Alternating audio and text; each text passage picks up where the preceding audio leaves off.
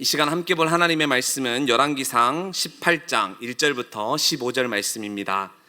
구약 성경 593쪽 열왕기상 18장 1절부터 15절 말씀, 기록된 말씀을 우리 한 절 한 절 함께 교독하면 좋겠습니다. 제가 한 절, 여러분들이 한 절 함께 교독하겠습니다. 이스라엘의 왕,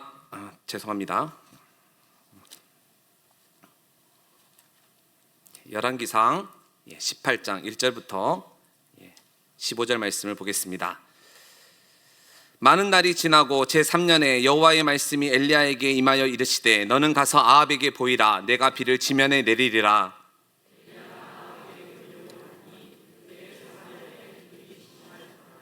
아합이 왕궁 맡은 자 오바다를 불렀으니 이 오바다는 여호와를 지극히 경외하는 자라.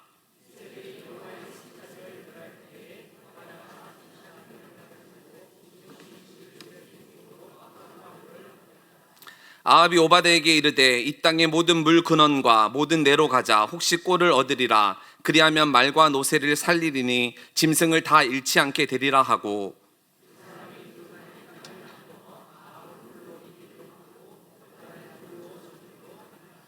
오바다가 길에 있을 때에 엘리야가 그를 만난지라. 그가 알아보고 엎드려 말하되 내 주 엘리야여 당신이니이까.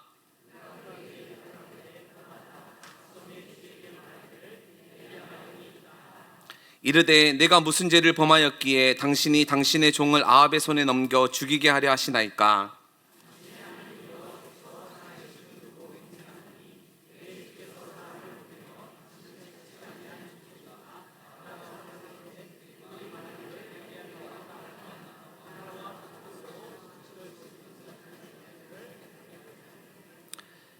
이제 당신의 말씀이 가서 네 주에게 말하기를 엘리야가 여기 있다 하라 하시나.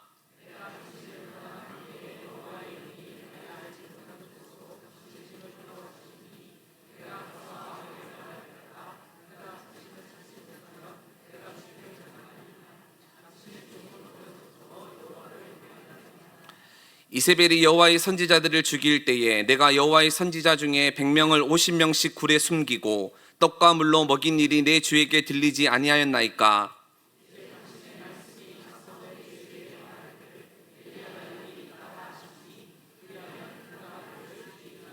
함께 읽겠습니다.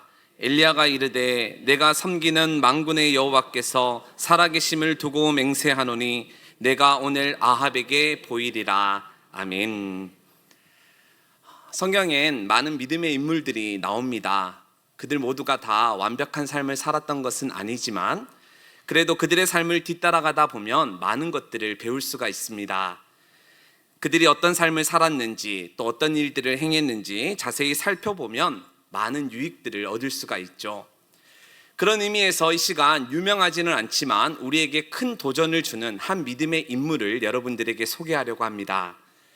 그 사람이 어떤 일을 했는지, 어떤 삶을 살았는지, 또 하나님께서 그 사람을 어떻게 평가하셨는지 함께 살펴보고자 합니다. 우리가 사는 이 사회는 능력 있는 사람, 실력이 탁월한 사람, 그래서 장래성이 무궁무진한 사람들을 좋아합니다.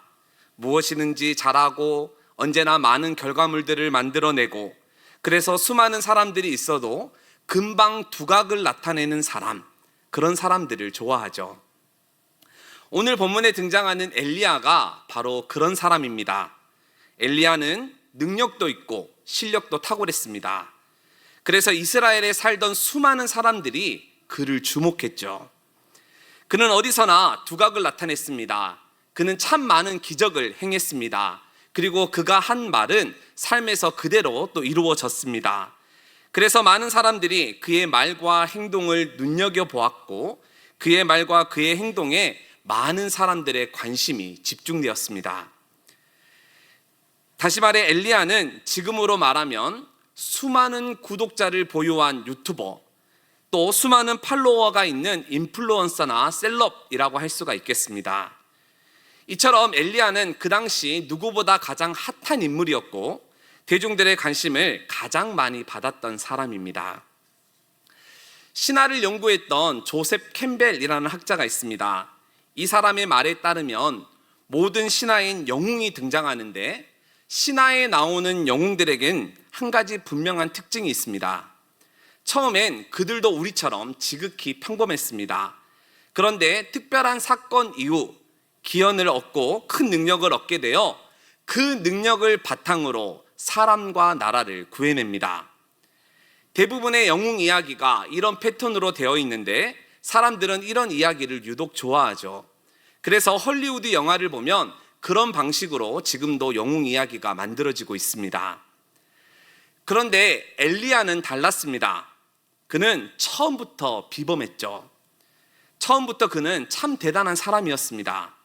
그가 한마디 하자 이스라엘에 3년 6개월 동안 비가 오지 않았습니다. 또 갈멜산에서 바알과 아세라를 섬기던 850명의 거짓 선지자들과 영적 전투를 벌였는데 그 전투에서도 크게 승리했습니다. 더욱이 그는 마지막까지 멋졌는데요, 죽음을 보지 않고 하늘로 올림을 받았습니다. 그래서 900년 뒤에 예수라는 젊은 청년이 나타나 놀라운 일을 행했는데, 즉 병든 자도 고치고 죽은 자도 살리고 바람과 파도도 잔잔케 했는데, 많은 사람들이 그 모습을 보고 엘리야가 다시 왔다라고 생각했습니다. 예수님을 엘리야의 현신으로 여겼죠. 이처럼 900년이라는 세월이 흘렀음에도 불구하고 이스라엘에선 여전히 엘리야란 능력의 이름, 또 권능의 이름이었습니다. 그런데 오늘 본문에 나오는 또 다른 인물인 오바댜는 이런 엘리야에 비해 너무나도 부족한 사람입니다. 여러분, 성경을 보면 오바댜서가 있습니다. 다니엘, 호세아, 요엘, 아모스, 오바댜 선지서가 이렇게 쭉 진행이 되는데요, 오바댜라는 선지서가 있다는 것은 오바댜라는 선지자가 있었는데 그 선지자가 하나님의 말씀을 선포했고 그 선포했던 하나님의 말씀이 기록되어 지금도 우리가 읽고 있다라는 뜻입니다. 그런데 오늘 본문에 나오는 또 다른 믿음의 인물 오바댜는 선지자 오바댜가 아닙니다. 같은 이름을 가지고 있는 동명이인일 뿐 완전히 다른 인물이죠. 그런데 사실 우리는 오바댜서를 기록한 선지자 오바댜도 잘 모릅니다. 여러분, 선지자 오바댜 잘 아십니까? 그가 무슨 예언을 했고 또 그가 언제 활동을 했는지 혹시 아시는 분 계시나요? 우리는 선지자 오바댜도 사실은 잘 모르죠. 그런데 이 오바댜는 그 선지자 오바댜보다 더 무명의 사람입니다. 아니, 성경에 이런 인물이 있었어? 라고 할 정도로 누구도 기억하지 못하는 사람, 그 사람이 바로 오바댜입니다. 여러분, 사실 우리가 방금 함께 읽은 열왕기상 18장은 매우 유명한 장입니다. 앞서 말씀드렸듯이 엘리야 선지자가 바알과 아세라를 섬기던 850명의 거짓 선지자와 갈멜산에서 영적 전투를 벌였는데 그 영적 전투를 벌인 사건이 바로 열왕기상 18장에 기록되어 있습니다. 그러니 아마 여기 계신 모든 분들은 이 열왕기상 18장을 적어도 한 번 이상은 읽어보셨을 겁니다. 그럼에도 불구하고 오늘 오바댜에 대해서 처음 들었다 하는 것은 그 사람이 한 일이 도드라지지 않다 보니, 너무나도 작고 보잘것없다 보니 우리의 주목을 받지 못했고 그래서 누구도 기억하지 못한다라는 뜻이 되겠습니다. 이처럼 오바댜는 우리의 기억에서 저 멀리 사라져버린 그런 사람입니다. 게다가 오늘 말씀을 보면 오바댜가 어떤 사람인지를 또 잘 알 수가 있는데요, 오바댜는 아합 밑에서 녹을 받고 일하던 신하였습니다. 아합의 왕궁을 맡아 관리하던 그러한 신하였죠. 근데 여러분, 아합이 어떤 사람인가요? 성경은 아합에 대해서 어떻게 평가하고 있고 또 어떻게 말하고 있습니까? 성경엔 참 많은 왕이 등장하는데 그 중에 아합을 가장 악한 왕으로 설명하고 있습니다. 여러 다른 악한 왕들도 있었지만 그래도 그 중에 가장 악랄하고 가장 악독했던 왕으로 아합을 꼽고 있습니다. 그렇죠, 아합은 이스라엘의 왕이었지만 그럼에도 불구하고 바알과 아세라, 즉 이방신을 섬겼고 나봇의 포도원을 강제로 빼앗았으며 백성들을 도탄에 빠뜨린 그런 악한 왕이었습니다. 그러니 이런 악한 왕 아합 밑에서 일하고 있는 오바댜는 좋게 말하면 시대에 순응하며 살아가는 사람이다 라고 할 수 있겠고, 좀 나쁘게 표현하자면 먹고 살기 위하여 악한 왕의 비유나 맞추며 살아가는 그런 비굴한 사람이다 라고 이야기할 수가 있겠습니다. 더욱이 오바다가 어떤 성품을 가지고 있는 사람인지 잘 보여주는 에피소드가 방금 우리가 함께 읽은 본문에 기록되어 있는데요, 앞으로 내가 다시 언급하기 전까지 이스라엘에 비가 오지 않을 것이다 라는 엘리야의 예언대로 무려 3년 6개월 동안 이스라엘에 비가 오지 않았습니다. 이에 화가 난 아합이 엘리야를 찾아 나섰죠. 모든 군대, 모든 신하를 다 동원하여 이스라엘의 전역과 이방 나라까지 다 들쑤시고 다녔는데 그래도 엘리야를 찾을 수가 없었습니다. 근데 오늘 본문을 보면 엘리야가 갑자기 오바댜 앞에 짠 하고 나타났습니다. 수많은 사람들이 열심히 찾아다닐 때는 흔적조차 발견할 수가 없었는데 모두 포기하고 있을 그때쯤 갑자기 엘리야가 오바댜 앞에 나타난 것이죠. 그뿐 아니라 여러분 8절 말씀을 보십시오. 그러면 엘리야는 오바댜에게 이렇게 이야기합니다. 지금 당장 아합에게 가서 내가 여기 있다고 말해라. 그러니 여러분 이 이야기를 들은 오바댜가 얼마나 놀랬겠습니까? 갑자기 엘리야가 유령처럼 자신의 눈앞에 나타난 것도 놀랄 일인데 아합에게 가서 자기가 여기 있다라고 말하라고 하니 얼마나 오바댜가 당황스럽겠습니까? 그래서 오바댜는 다음과 같이 엘리야에게 이야기했죠. 여러분 11절 12절 말씀인데요, 우리 한 목소리로 앞에 있는 화면을 참고해서 함께 읽어보겠습니다. 시작.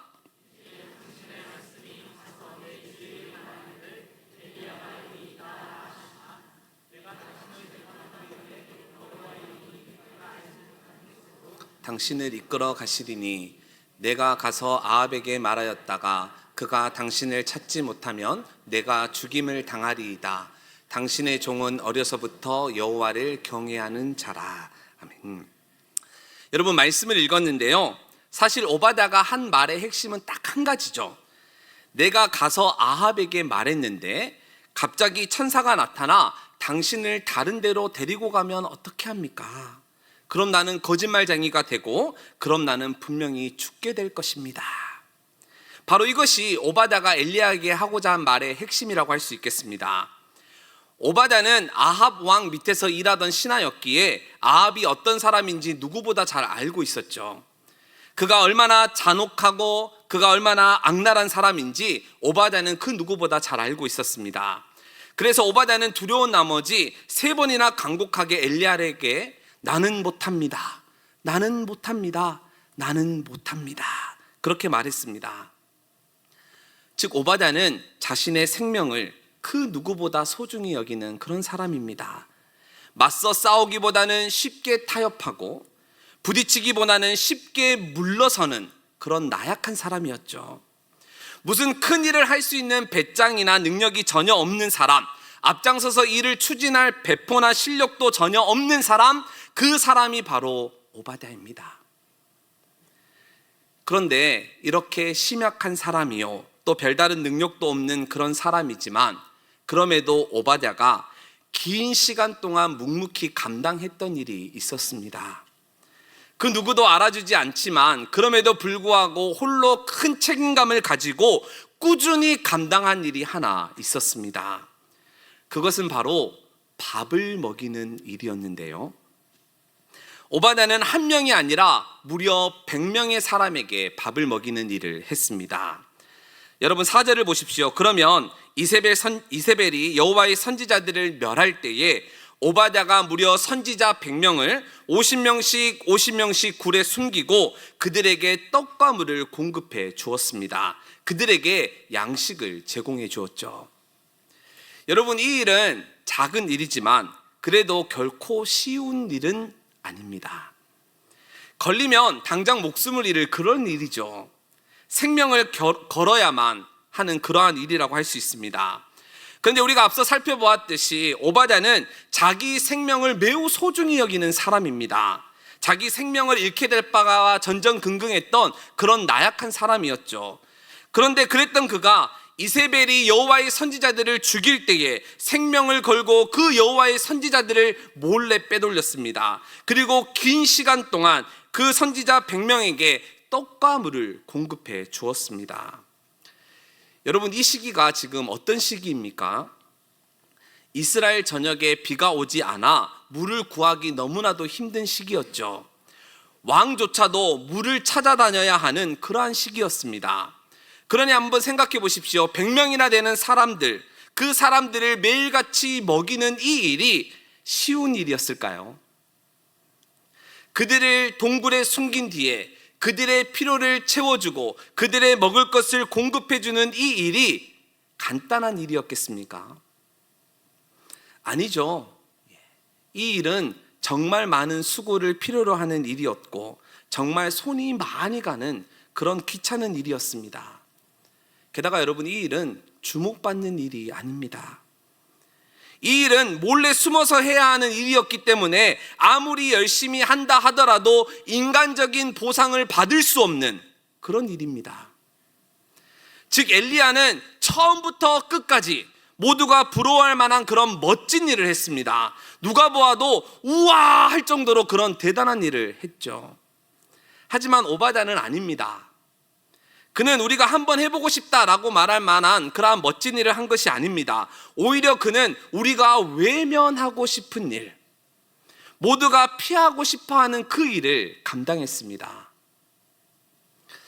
저도 그렇고 많은 사람들이 한 번쯤은 적진으로 달려가 적 장수를 베는 그런 일들을 꿈꿉니다. 이 일은 분명 목숨을 걸어야 하는 일이지만 한 번쯤은 다들 그런 일들을 해보고 싶어 하죠. 왜냐하면 이 일은 성공하기만 하면 많은 사람들의 주목을 한 번에 받을 수 있기 때문입니다. 많은 사람들에게 인기를 얻을 수 있기 때문이죠. 큰 명성을 얻을 수 있기에 분명 이 일은 목숨을 걸어야 하지만 그래도 적진으로 달려가 적 장수를 한번 베는 그런 일들을 한 번씩은, 인생에서 한 번씩은 꿈꿉니다. 그런데 현재 오바댜는 그런 멋진 일, 모든 사람들의 주목과 명성과 인기를 얻을 수 있는 그런 일을 위하여 목숨을 걸고 있는 것이 아닙니다. 지금 이 사람은 목숨을 걸어 식모 노릇을 하고 있습니다. 사람들 몰래 숨어 밥을 먹이는 일을 하고 있습니다. 다시 한번 말하지만 이 일은 생명을 걸 만한 그런 일이 아닙니다. 주목을 받거나 인기를 끌 수 있는 그런 일이 아니죠. 아니나 다를까 그러다 보니 그 누구도 오바댜에게 주목하지 않습니다. 우리 역시 마찬가지죠. 우리 역시 열왕기상 18장을 분명히 읽었지만 한 번 읽었을지 두 번 읽었을지 세 번 읽었을지 잘 몰라도 어쨌든 분명 열왕기상 18장을 한 번 이상 읽었는데 우리 역시 이 부분을 읽을 때마다 엘리야만 기억합니다. 엘리야의 입장에서만 이 본문을 읽고 엘리야의 입장에서만 이 사건을 바라보죠. 왜냐하면 우리 역시 여전히 세상의 관점과 세상의 기준에서 성경을 읽어나가기 때문입니다. 우리는 이 땅에서 늘 주인공이 되고 싶어 합니다. 뛰어난 자, 앞서가는 자, 능력이나 실력이 탁월한 자, 그래서 사람들의 주목을 받을 뿐만 아니라 이곳 저곳에서 두각을 나타내는 그런 자가 되고 싶어 합니다. 즉 우리는 모두가 다 엘리야처럼 살고 싶어 하죠. 엘리야처럼 살기를 소망합니다. 그러니 당연히 이 본문을 읽어도 오바댜는 눈에 들어오지 않습니다. 엘리야만 보입니다. 그러나 여러분, 안타까운 것은 모두가 다 엘리야처럼 살 수는 없지요. 모두가 다 엘리야처럼 불을 토하며 살 수는 없습니다. 한국교회가 오랜 기간 동안 고지론을 주창했습니다. 높은 곳에 올라가야 된다. 각 분야에서 그리스도인들이 두각을 나타내야 된다. 자기가 서 있는 그곳에서 탁월한 실력을 발휘해야 한다. 믿음도 정말 중요하지만 하나님의 손에 붙들려 이 시대 속에서 크게 쓰임 받으려면 미리미리 실력도 잘 갖추어야 한다라고 그렇게 가르쳤고 또 그렇게 주장했습니다. 그 결과 많은 그리스도인들이 정치, 경제, 사회, 문화, 의료 할 것 없이 다양한 분야에서 좋은 영향력들을 발휘하고 있습니다. 나름의 성과를 얻은 것이죠. 또한 이러한 분위기가 교계 내에 계속적으로 형성되다 보니 부모들 역시 자녀들을 위하여 기도할 때에 머리가 되고 꼬리가 되지 않게 해달라고 기도합니다. 각 분야에서 우리의 자녀가 크게 쓰임받기를 소망하면서 간절히 기도합니다. 여러분, 물론 이렇게 고지에 올라간 사람들도 있어야 하겠죠.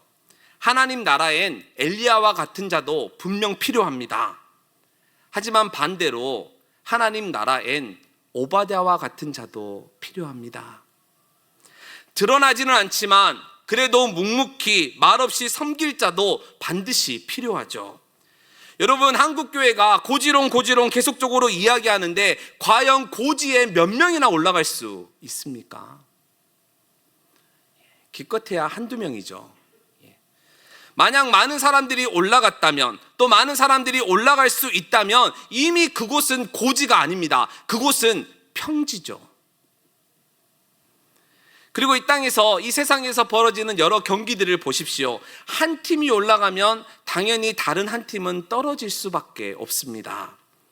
그러니 이러한 세상의 법칙을 그대로 하나님 나라에 가지고 들어오면 안 됩니다. 하나님 나라의 이 법칙을 그대로 적용한다면 고지에 올라가지 못한 사람, 고지에 올라가지 못한 그리스도인들은 어떻게 해야 합니까?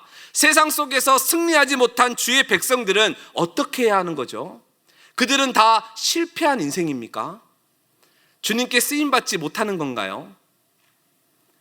저 역시 고지에 올라가지 못한 대표적인 한 사람인데, 저 같은 사람은 어떻게 해야 합니까? 즉, 주의 일은 세상의 가치와 세상의 관점으로 접근해서는 안 됩니다. 잊지 마십시오. 갈채와 환호도 없지만, 주목도 인기도 없지만, 그래도 작은 일, 그래도 굳은 일, 그래도 귀찮고 힘든 일을 반드시 누군가는 감당해야 합니다. 반드시 누군가는 그 일을 해내야 하죠. 그러나 세상에 익숙한 우리들은 그 누구도 오바댜가 되게 해달라고 기도하지 않습니다. 내가 오바댜가 되어 그 일을 감당하겠습니다. 내가 오바댜가 되어 그 굳은 일, 그 작은 일 내가 하겠습니다. 그렇게 기도하지 않죠. 세상은 아무래도 오바댜보다 엘리야를 더 높게 평가하기 때문입니다. 또 모두가 다 엘리야처럼 되기를 바라기 때문이죠. 세상은 아무래도 오바댜보다 엘리야를 더 많이 인정해 주기 때문에 기도할 때에도 모두가 다 엘리야처럼 쓰임받게 해달라고 기도합니다. 그러나 여러분, 세상이 아닌 하나님은 과연 오바댜를 어떻게 평가하셨을까요? 세상이 아닌 하나님은 오바댜에 대해서 뭐라고 말씀하셨을까요? 여러분, 앞에 나와 있는 열왕기상 18장 3절 말씀 우리 큰 목소리로 함께 읽어보겠습니다. 시작.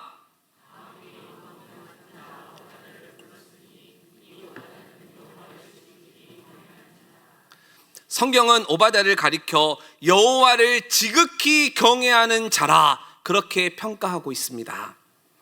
지극히라는 최상급의 표현을 사용해 가면서 지금 오바댜는 여호와를 지극히 경외하는 자였다라고 그렇게 말씀하고 있습니다. 즉, 하나님의 영광을 위하여 자신의 삶을 온전히 드린 자, 그 자가 바로 오바댜입니다. 여호와를 경외함으로 작지만 자기에게 주어진 그 일을 성실히 감당한 사람, 최선을 다하여 그 일을 묵묵히 해낸 사람, 그 사람이 바로 오바댜입니다. 아무도 주목해주지 않고 아무리 인정해주지 않고 아무도 알아주지 않는 일이지만, 심지어 시대를 지나 많은 사람들이 여전히 열왕기상 18장을 읽지만 오바댜를 아무도 기억해주지 않지만, 그럼에도 불구하고 하나님의 영광을 위하여 생명 걸고 주의 선지자들을 50명씩 숨겨가면서 그들에게 떡과 물을 계속적으로 공급하는 그 일을 묵묵히 최선을 다하여 잘 감당한 자, 그래서 성경은 여호와를 지극히 경외하는 자라 그렇게 평가하고 있는 사람이 바로 오바댜입니다. 언제나 그 일을 기쁨으로 성실하게 최선을 다하여 감당한 자, 그가 바로 오바댜죠. 그래서 저는 엘리야에게 주셨던 그 상급을 동일하게 오바댜에게도 주셨으리라 확신합니다. 하나님은 엘리야 선지자도 정말 귀하게 여기셨겠지만 동일한 마음으로 오바댜도 그렇게 귀하게 여기셨으리라 확신합니다. 자, 그렇다면 여러분, 이 둘의 차이는 무엇인가요? 저는 이 둘의 차이는 단순히 부르심의 차이밖에 없다고 생각합니다. 엘리야는 이 일로 부르셨고 오바댜는 이 일로 부르셨고, 단순히 그 차이밖에 없죠. 그러니 사랑하는 성도 여러분, 부르심의 장소에 너무 연연해하지 마십시오. 너무 많은 관심을 두지 마십시오. 어디로 부르셨냐 이것보다 그 부르심에 어떻게 내가 응답했느냐 하는 것이 더욱 중요합니다. 즉 엘리야의 장소로 부르셨든지 오바댜의 장소로 부르셨든지, 심지어 오바댜가 제공하는 떡과 물로 생명을 연연해야 하는 그 자리로 부르셨든지, 어느 자리로 부르셨든지 간에 실망하거나 상처받지 마십시오. 부르심의 장소가 중요한 것이 아니라 그 부르심에 합당하게 사는 것이 더욱 중요하다 하는 이 사실을 놓치지 않기를 바랍니다. 사실 부끄러운 고백인데 저도 엘리야처럼 살고 싶었습니다. 엘리야가 되고 싶었죠. 신학대학원에 입학할 때에 불을 토하는 선지자가 되리라, 엘리야와 같은 그런 삶을 살고 싶다, 이렇게 생각을 했습니다. 모든 사람이 주목하고 모든 사람의 인정을 받으며 어디에 있든지 두각을 나타내는 그런 사람이 되고 싶다, 저도 그렇게 생각을 했습니다. 그런데 그러기에는 제 자신은 너무나 부족했고 저보다 월등하고 저보다 탁월한 사람들은 넘쳐났습니다. 신대원 동기들을 보니까 저는 엘리야처럼 되기보다는 오바댜가 될 것 같은 느낌이 많이 들더라고요. 그래서 저는 공평하신 하나님이라는 찬양을 부르지를 못했습니다. 한동안 이 찬양을 고백하지를 못했어요. 도저히 제 눈에 보이는 현실이 하나님을 공평하시다라고 말할 수가 없었습니다. 그러나 시간이 좀 더 흘러 제 자신이 성숙해지고 또 좀 더 다듬어지면서 부르심의 차이가 있을 뿐 하나님은 그 부르심에 순종하는 모든 자들을 똑같이 여기신다 하는 그 사실을 깨닫게 되었습니다. 내가 보는 것과 하나님이 보시는 것은 다르구나 하는 것을 알게 되었습니다. 여러분, 하나님 나라엔 금그릇도 있고 은그릇도 있고 질그릇도 있습니다. 우리는 금그릇이냐 질그릇이냐 이것에 관심이 있지만 하나님은 그 그릇이 쓰기에 합당하냐 하는 것에 더욱 큰 관심을 가지고 계십니다. 하나님 나라에선 금그릇도 질그릇도 모두 귀하게 쓰임받을 수 있습니다. 하나님 나라에선 질그릇도 흙수저도 모두 귀하게 쓰임을 받을 수가 있죠. 하나님 나라는 출신과 능력을 초월합니다. 세상과는 전혀 다른 시선으로 사람을 바라보고 전혀 다른 기준으로 각 사람들에게 사명과 비전을 부여하십니다. 그러니 우리는 우리 자신을 낮추어 생각해서는 안 됩니다. 주의 나라를 위하여 행하는 내가 하고 있는 이 일을 절대 가볍게 여겨서는 안 되죠. 내가 하고 있는 이 일이 뭐 그리 중요하나 이렇게 생각해서는 안 됩니다. 이 이야기를 하고 설교를 마무리 지으려고 하는데요, 최근 파리에서 2024년 올림픽이 열렸습니다. 우리나라도 총 143명의 선수단을 보냈는데 여자 핸드볼을 제외한 모두 구기 종목에서 다 탈락해 어느 때보다 가장 적은 수의 선수단을 파견했습니다. 그럼에도 불구하고 여러 종목에서 선전하여 목표했던 것보다 훨씬 더 좋은 성적을 거두게 되었습니다. 양궁과 사격에서, 펜싱과 배드민턴에서 메달을 많이 땄죠. 그래서 우리는 그 무엇보다 선수들에게 큰 환호와 박수를 보냈습니다. 그런데 파리올림픽에 출전한 143명의 선수들 중 일부는 비인기 종목에 출전했습니다. 그리고 메달 가능성이 높은 사람보다 낮은 사람들이 더 많았죠. 그러다 보니 그들은 사람들의 관심 밖에 있었습니다. 심지어 그들이 하는 경기를 중계하지 않는 경우도 있었습니다. 우리 역시 좋은 성적을 거둔 일부의 선수들의 이름만 기억할 뿐 올림픽에 참가한 143명의 선수들을 다 기억하진 못합니다. 하지만 그렇다고 해서 여러분, 그 143명의 그들의 땀이 무가치한가요? 비인기 종목에 출전하고 심지어 자신의 경기가 방영되지 않은 그런 선수들의 열정은 다 무시해도 됩니까? 아니죠. 그들도 분명 우리나라를 대표하는 선수들입니다. 각자의 위치에서 최선을 다한 선수들이죠.